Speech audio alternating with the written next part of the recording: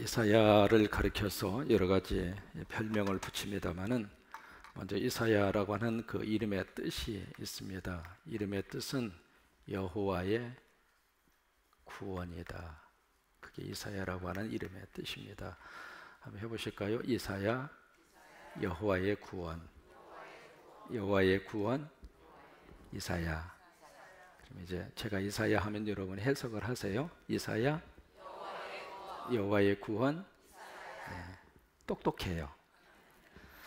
이사야를 이제 몇 가지 별명을 붙이는데, 첫째는 성경의 축소판이다 라고 하는 말을 씁니다.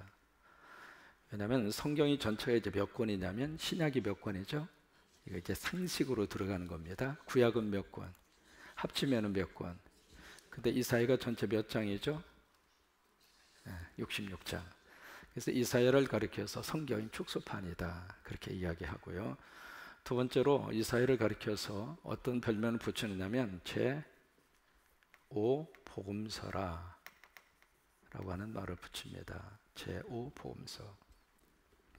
이제 복음서라고 하는 말을 붙일 때에는 왜 복음이라는 말을 붙이느냐면 예수 그리스도에 관한 이야기를 담고 있는 것을 복음서라고 그래요. 이제 신약을 여러분들이 딱 펼쳐서 보시면 첫 번째 만나는 성경이 마태 무슨 서라고 그래요? 복음서라고 그래요. 마태 교회서 그렇게 이야기 안 합니다. 그죠? 마가 교회서 그렇게 이야기 안 해요. 그러니까 마태 무슨 서? 복음서. 그 복음이라는 말을 거기다 붙이는 이유가 이제 성경에 이제 많은 말씀이 기록이 되어 있습니다만은 특별히 예수 그리스도에 대한 말씀, 그 말씀을 다루고 있는 것을 복음서라 그렇게 이야기를 하는데, 이 복음서에도 이제 두 가지의 종류가 있습니다. 첫째로 무슨 복음서가 있느냐면 공간 복음서라고 하는 복음서. 이 공간 복음서는 마태하고 그 다음에 마가하고 또 하나가 있습니다. 누가. 이 세 권을 가리켜서 공간 복음서라. 왜냐하면 이 복음서 마태나 마가나 누가를 이렇게 읽으시다가 보면 같은 내용들이 중복돼서 나옵니다. 마태에 있는 것이 마가에도 있고 누가에도 있고 뭐 이제 그런 식으로. 무슨 얘기냐면 예수 그리스도를 지금 바라보고 예수 그리스도로 우리에게 말씀을 하시는데 같은 입장에서, 그래서 공관이에요. 볼관자거든요. 같은 입장에서 예수님을 바라보고 예수님을 우리에게 말씀을 해주신 거예요. 그 다음에 제3복음서라고 있습니다. 제3복음서. 제3복음서가 뭐냐면 요한복음이에요. 이 요한복음은 마태나 마가나 누가하고는 조금 다른 각도에서 예수님을 우리에게 소개합니다. 이제 그래서 요한복음을 가리켜서 제3복음서라 그렇게 이야기하고, 그 다음에 제3이 아니라 제4. 왜? 세 개가 같으니까. 그 다음에 제5복음서를 이사야서라 그렇게 이야기를 하는 거예요. 왜냐하면 이사야서 이 성경 속에서 계속 다루고 있는 말씀 가운데 하나가 메시아입니다. 역사적으로 너무 힘들어요. 지금 국가적으로 아주 어려워요. 근데 그 문제를 해결할 수 있는 분은 사람이 아니라 하나님이 하시는데, 하나님이 그것을 어떻게 해결하시는가? 메시아를 통해서 해결할 것이다. 여러분, 땅의 문제를 해결할 수 있는 것은 사람에게 없습니다. 사람은 문제를 일으킬 수 있는 힘은 있을지 몰라도, 왜? 인간 자체가 죄악으로 태어났잖아요. 죄성을 가지고 있기 때문에 사람은 계속 문제를 일으켜요. 말썽을 피워요. 여러분, 아이들 보면 얌전히 가만히 있습니까? 눈 깜빡할 사이에 가서 그냥 여기 가서 치여받고 저기 가서 막 치여받고, 지가 눈탱이가 밤탱이가 돼가지고. 그런 것처럼 인간의 지금 이 역사 속에서 사람은 계속 문제를 일으킬 수 있는 가능성을 끊임없이 가지고 살아요. 근데 그것을 해결할 수 있는 힘이 사람에게 없습니다. 하나님이 도와주셔야 돼요. 하나님이 역사하셔야 돼요. 그 이야기는 아무리 복잡한 문제라 할지라도 하나님이 개입하시면 해결이 된다 그 말이에요. 그래서 이 이사야서에 그래서 메시아에 대한 말씀, 메시아에 대한 예언, 그것이 굉장히 많이 이사야서에 기록이 되어 있습니다만은, 그래서 신약 성경 속에 가장 많이 인용이 된 구약 성경은 시편입니다. 그 다음에 가장 많이 인용이 된 성경이 이사야서예요. 그럼 이사야를 왜 제5복음서라고 하는가, 잠깐 도표를 한번 보여드리고 싶은데 상당히 좀 잘 보일지 모르겠습니다. 글씨가 작아서 보일지 모르겠어요. 무슨 내용이냐면 저게 예수님에 대한 말씀이 이사야서에 기록이 되어져 있는 부분들이에요. 저기에 보시면은 그리스도의 인성이라든지 성육신이라든지 유년기 비천한 출신 이방족 속의 그리스도에 대한 사역이라든지 마지막에 예수님의 재림과 천년 왕국까지 이르기까지, 그러니까 복음서에 담고 있는 모든 내용들이 이사야서에 그대로 다 예언이 되어 있는 거예요. 그래서 이사야를 가리켜서 제5 복음서라 한번 해보세요. 제5 복음서 라고 하는 그 별명을 붙이는 이유가 바로 거기에 있습니다. 이제 그 중에서 오늘 뭘 다루고 있느냐면 그 예수님의 성육신 문제를 다루고 있습니다. 성육신 문제. 1절에서 4절까지 너무 귀한 하나님의 약속을 우리에게 해주시고 있는데 1절에 보시면 말씀의 시작이 이렇게 되고 있습니다. 전에 고통받던 자들이 흑암이 없어지고 옛적에 여호와께서 스불론 땅 납달리 땅이 멸시를 당하게 하셨더니 후에는 해변길 요단 저쪽 이방의 갈릴리를 영화롭게 하셨느니라. 2절에 보시면 흑암에 행하던 백성이 뭘 보느냐면 큰 빛을 보고 놀라운 역사들이 지금 일어나게 될 것이다. 그것을 약속을 하고 있는 거죠. 사망의 그늘진 땅에 거주하던 자들의 그들에게 빛이 비춰지게 될 것이고 3절에 주께서 이 나라를 어떻게 만들어내면 창성하게 하시고 그 즐거움을 더하게 하셨으므로 추수하는 즐거움 탈출을 나눌 때의 즐거움과 같이 그들이 주 앞에서 즐거워할 것이다. 4절에 보시면 그들이 무겁게 맨 멍에와 그들의 어깨에 채찍과 그 압제자의 막대기를 주께서 그 것이 돼 미디안의 날과 같이 하셨습니다. 이게 무슨 얘기냐면 뭔가 하나님의 큰 역사와 능력을 통해서 이 땅의 어두움의 세력에 다 떠나가게 되고 힘들게 하던 그 모든 악의 사슬들이 다 끊어지게 되고, 여러분 이런 인생의 축복이 우리에게 주어진다면 얼마나 큰 복이겠어요. 나를 짓누르고 있는 무거운 짐과 같은 것들 그게 너무 많잖아요. 그런데 그것이 일시에 해결이 된다고 하는 이 하나님의 거룩한 약속을 지금 1절에서 4절까지 해주고 있어요. 해주고 있는데 과연 이것이 무엇으로 가능할까? 그 다음에 6절입니다. 이것으로 말미암아 가능할 것이다 하고 주신 것이 6절이에요. 이는 한 아기가 우리에게 태어나고 한 아들을 우리에게 주셨다. 여기 이제 아기, 아들이라고 하는 표현을 쓰고 있습니다만은 사실은 거의 같은 내용이겠죠. 여기 아기와 아들로 표현되어 있는 그분이 누구냐면 메시아입니다. 메시아가 이 땅에 오시면, 지금 우리식으로 말하면 예수 믿으면 그 말하고 똑같은 거예요. 성령 받으면 그 말하고 똑같은 거예요. 우리가 예수 믿으면, 성령 받으면, 하나님이 나와 함께 하시면 1절에서 4절까지 약속하고 있는 너무 귀한 하나님의 거룩한 은혜와 축복이 지금 오늘 우리에게 그대로 임할 수 있다는 이야기예요. 가슴속의 눈물도 사라지게 될 것이고 나를 힘들게 하는 고통스러운 현실도 그리스도의 귀한 은혜와 축복을 받으면 새롭게 해석하면서 살아갈 수 있고, 내가 왜 이렇게 지지리도 우리 인생은, 우리 가정은 이렇게 힘들어할까? 그 생각을 가지면서 평생 살 수가 있잖아요. 근데 내 안에 복음이 들어오고 내 안에 성령님이 들어오시면은 하나님의 뜻이 있어서 이 사람 만나게 하셨구나, 생각이 바뀌어지는 거예요. 다른 것을 바꾸어서 사람이 바꿔지는 게 아닙니다. 사람은 나를 바꿔서 세상을 바꾸게 하시는 거예요. 이게 거꾸로 되면 참 힘들어요. 나는 가만히 있는데 내 주변은 다 바꿔지기를 바라요.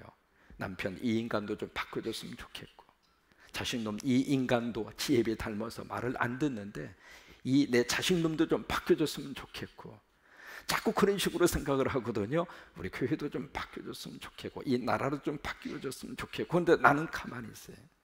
그러면 하나도 안 바꿔지는 거예요. 하나님은 어떻게 바꿔지기를 원하시느냐면 나를 바꾸기를 원하는 거예요. 나 한 사람이 바꿔지고 나면 주변의 모든 것들이 다 새로워지는 거예요. 근데 그 역사를 하나님이 무엇으로 하게 하시는가? 성령을 통해서, 복음을 통해서, 메시아를 통해서. 그래서 여기 6절의 말씀이 바로 그 내용이거든요. 답은 바로 여기에 있다, 그거예요. 그것은 한 아기, 한 아들, 그 아기가 태어나고 그 아들을 우리에게 주셔야 그게 가능하다. 근데 그분이 바로 누구냐면 메시아다, 그 말이에요. 그러면서 그의 어깨에는 정사를 메었고 그의 이름은 기묘자라. 여기 정사라고 하는 것은 가버먼입니다. 가버먼, 정부라고 하는 뜻입니다. 그러니까 메시아의 어깨에 정부가 달려져 있다. 그 정부, 가버먼, 그 정부라고 하는 것이 누구냐면 하나님 나라를 정부라고 표현한 거예요. 그러니까 메시아가 오심으로 인하여 하나님이 이 세상에 하나님 나라를 하나님께서 시작을 하신 거예요. 지금도 하나님의 나라는 건설되고 있습니다. 교회를 통해서 하나님 나라가 건설되고 있고, 성령님이 내 안에 오셔서 내 안에 하나님 나라를 건설을 하기를 원하시고, 예수에게 호산나 새비고 오신다는 것이 쉽지가 않잖아요. 고마워요, 땡큐. 와, 오늘따라 얼굴이 이렇게 멋있고 예쁜지. 그러니까 교회에 오는 순간에 하나님께서 내 마음을 이미 통치하고 계시는 거예요. 일어나야지, 가야지. 그 마음 성령님이 주신 거거든요. 그러니까 이미 하나님의 나라가 내 안에서 이루어지고 있는 거예요. 하나님의 교회로 오는 그 순간에 이미 성령님이 내 안에 가버머를 형성을 하신 거예요. 그런 것처럼 이 아들과 아기를 통해서 하나님이 그 정사, 그 하나님의 나라를 어깨에 메어주셨는데, 거기에 예수님을 네 가지로 표현합니다. 저처럼 기묘자라 모사라, 영어 번역에는 하나로 되어 있어요. 원더풀 카운슬러, 아주 위대한 카운슬러라 이 말이에요. 그래서 예수님 만나면 예수님이 우리 인생을 카운슬러 해주세요. 예수님 어떻게 할까요? 이렇게 해라. 카운슬러 해주시는 거예요. 그 다음에 전능하신 하나님, 영존하시는 아버지, 평강의 왕, 네 가지의 모습으로 예수님을 여기서 소개를 하고 있습니다. 그래서 지금 여기서 다루고 있는 중요한 내용 가운데 하나가 바로 이 성육신 문제. 이 성육신을 다른 말로는 화육이라고 합니다.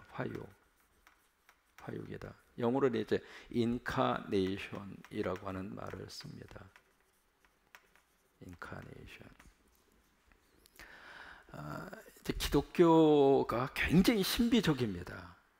성경 자체가 신비적인 요소를 그대로 담고 있거든요. 영어로 말하면 미스틱하다 그 말이에요. 성경 자체가 신비적이에요. 보세요. 삼위일체 굉장히 신비적입니다. 삼위일체를 어떻게 우리가 논리적으로 해석하고 논리적으로 이해할 수 있을까? 쉽지 않습니다. 성부, 성자, 성령, 그분이 한 아버지이시고 한 분이시고 한 분이면서도 셋이고, 이 문제를 어떻게 논리적으로 해결할 수 있을까? 여러 가지 해석을 시도를 합니다. 고체였다가 액체였다가 기체였다가, 그러나 한 물질이지 않느냐? 그것도 완벽한 해석이 될 수가 없어요. 내가 집에서는 남편이고 교회에서는 목사고 세상으로 가면 또 다른 사람이고, 그러니까 나는 한 사람이지만 역할이 그렇게 다르지 않느냐, 그렇게 해석하지만은 그것도 완벽한 해석이 안 돼요. 삼위일체를 해석할 수 있는 인간의 논리와 인간의 어떤 개념이 없습니다. 신비해요, 신비. 예수님의 탄생 신비해요. 어떻게 처녀가 아이를 낳을 수 있겠는가? 그것을 과학적으로 논리적으로 설명하려고 하는 시도는 해볼 수 있을지 몰라도 예수님의 탄생 그 자체가 신비해요. 예수님 부활 신비해요. 예수님의 재림 신비해요. 우리는 예수 믿으면 참 묘하게도 하나님이 우리를 신비의 세계로 인도를 하세요. 나는 땅에 것만 있는 줄 알았는데, 예수 믿고 나니까 땅에 것만 있는 게 아니에요. 하늘에 거가 있는 거예요. 영원한 것이 있다고 하는 신비로운 세계로 하나님이 우리를 끌고 가시는 거예요. 이 새벽에 이렇게 나와서 예배한다는 자체가 신비잖아요. 안 그래요? 이게 신비적인 요소거든요. 이 새벽에 이렇게 많은 성도들이 오셔서 같이 기도하고 찬양하고, 이게 제정신입니까? 이게 신비예요, 신비예요. 근데 이것이 신비주의로 흘러가면은 비성서적이에요. 미스틱한 거하고 미스티즘하고는 전혀 틀려요. 신비주의로 흘러가면은 그것은 성경을 완전히 떠나가는 거예요. 기독교는 신비주의가 아닙니다. 아침에 딱 일어나서 성경을 딱 펼치고 하는 말이 주여 주시옵소서, 오늘 말씀을 주시옵소서. 그리고 무슨 저기 하는 것처럼 딱 펼쳐가지고 눈에 딱 들어오는 말씀이 오늘 나에게 주신 말씀이다 생각해서 딱 펼쳐서 보니까 저가 목매달아 죽으니라. 그런 식으로 성경을 주신 게 아니거든요. 신비주의가 아니라 그 말이에요. 눈을 딱 감으면 갑자기 위에서 뭐 음성이 막 들려서 오른쪽으로 가라, 그 다음에 좌측으로 가라, 복권을 사라. 신비주의가 아니라고 하는 거예요. 그러나 기독교 안에 신비적인 요소가 참 많아요. 그러니까 우리가 기도하다가 보면 신비적인 것을 체험해요. 기도하다 보면 참 희한하게도 하나님 좀 샤워 좀 하고 우리가 귀국을 하고 싶어요. 어느 분이 속삭인 듯이 한 그 말을 하나님이 들으시고 그 비행기로 취소를 시켜서 루안다의 좋은 호텔로 우리를 안내해서, 저는 루안다에 그렇게 좋은 호텔이 있는가를 몰랐어요. 거기서 참 샤워 탁 하게 하시고, 이게 뭐예요? 신비적이라 이 말이에요. 신비적. 그러니까 신비적인 요소 가운데 가장 큰 신비적인 요소가 성육신이에요. 다시 말해 화육이라 이 말이에요. 하나님이 인간이 되셨다고 하는 거. 이게 신비적인 요소거든요. 어떻게 전능하신 하나님이 인간의 몸을 입으시고 이 땅에 오실 수가 있겠는가? 바로 그래서 그 성탄은, 이 크리스마스는 보통 신비적인 날이 아닙니다. 이 성육신은 몇 가지 의미를 가지고 있습니다. 첫째로 무슨 의미를 가지고 있는가? 바로 겸손입니다. 겸손 또는 순종이에요.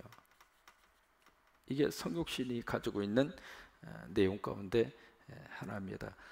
빌립보서 2장에서 말씀을 하시고 있잖아요. 너희가 그리스도의 마음을 가져라. 저는 근본 하나님과 본체시나. 근본 자체가 하나님이시다 그 말이에요.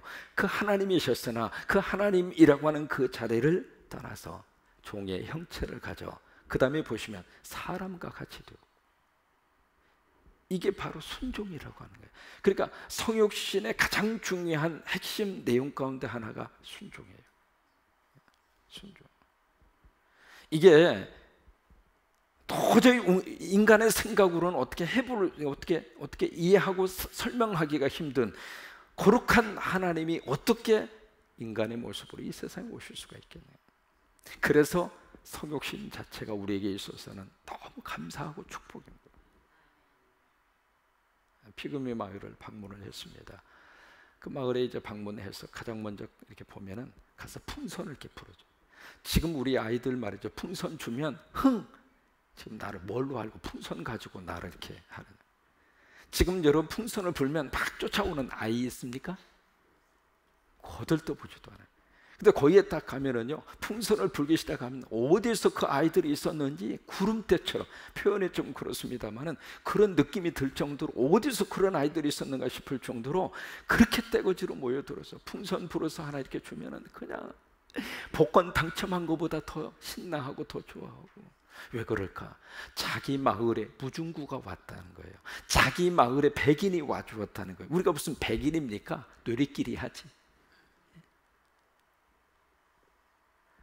자기들로서는 너무 그 자체가 충격이라 그 말이에요. 자기가 사는 그 마을에 자기 위에 자기하고 피부 색깔이 다른 그 어떤 존재가 와주었다는 자체가 그들에게 있어서는 흥분을 일으키게 하는 그런 마음이 들 수 있을 정도로 그들에게 있어서는 인생의 충격으로 와닿는. 하나님이 인간이 되셔서 이 땅에 오셨다고 하는 것은 충격 중에 충격이라고 말해요. 그 일을 하게 하신 것이 순종이라 그 말이에요.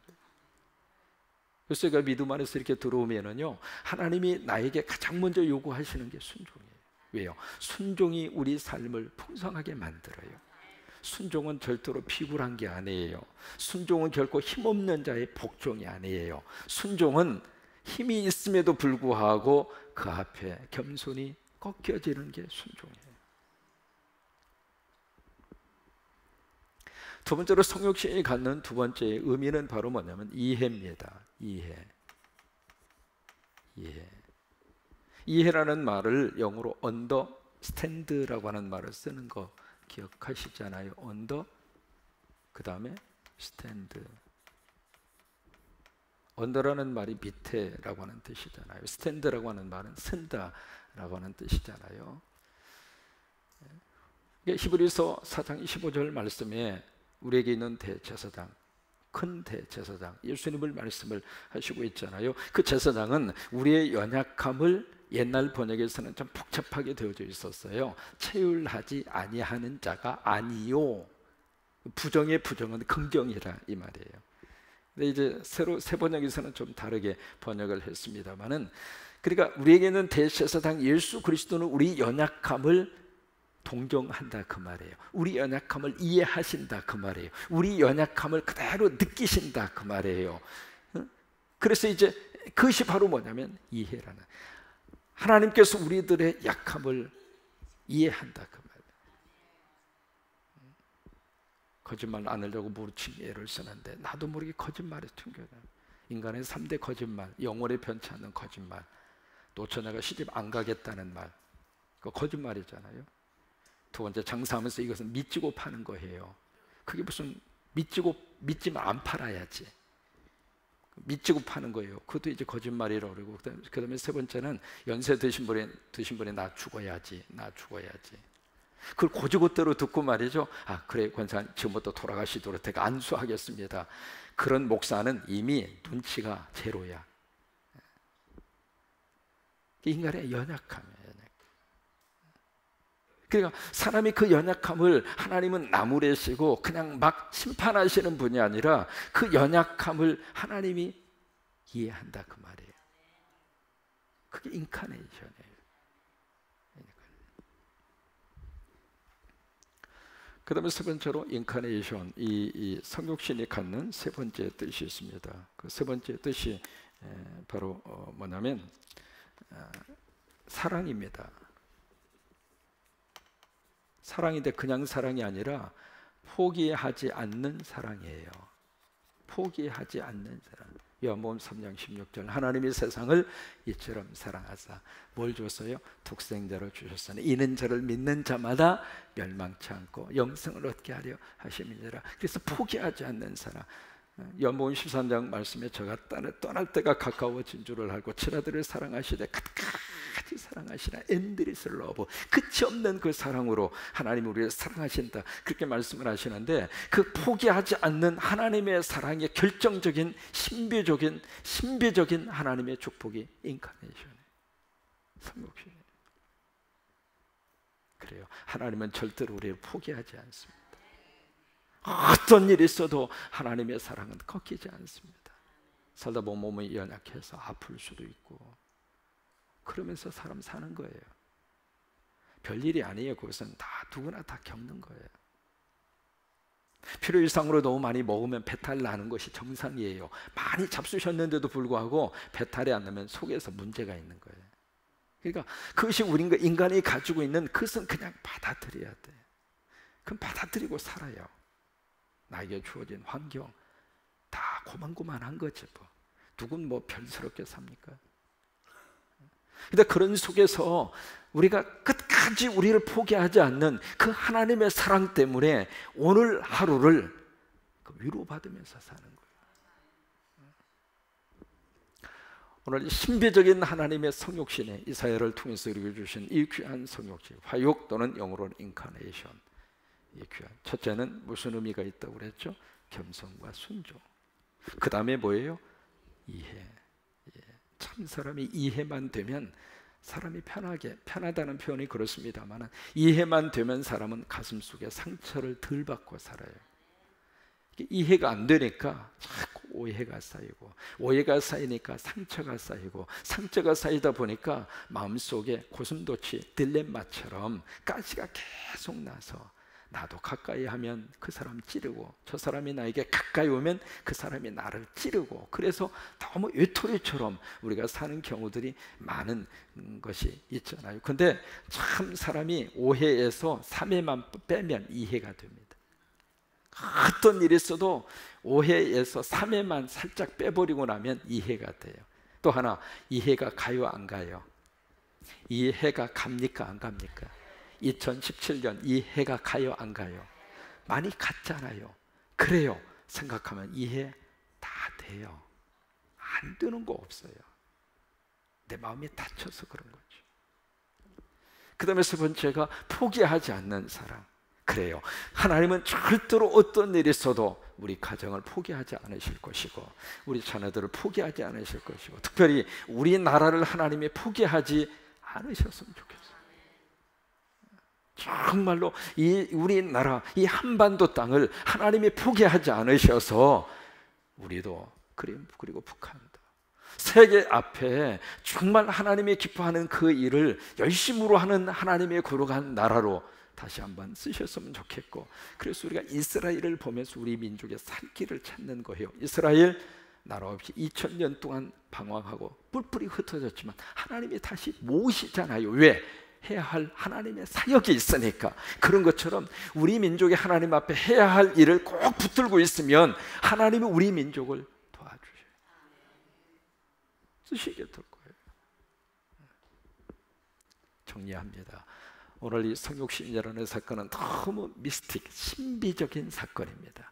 그 신비의 사건이 누구를 위해서 하나님이 허락을 하셨는가? 바로 저와 여러분을 위해서.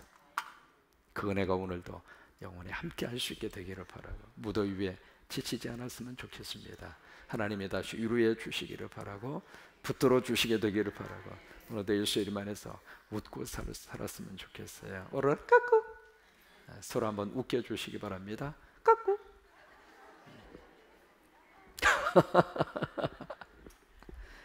같이 우리 찬송하시죠.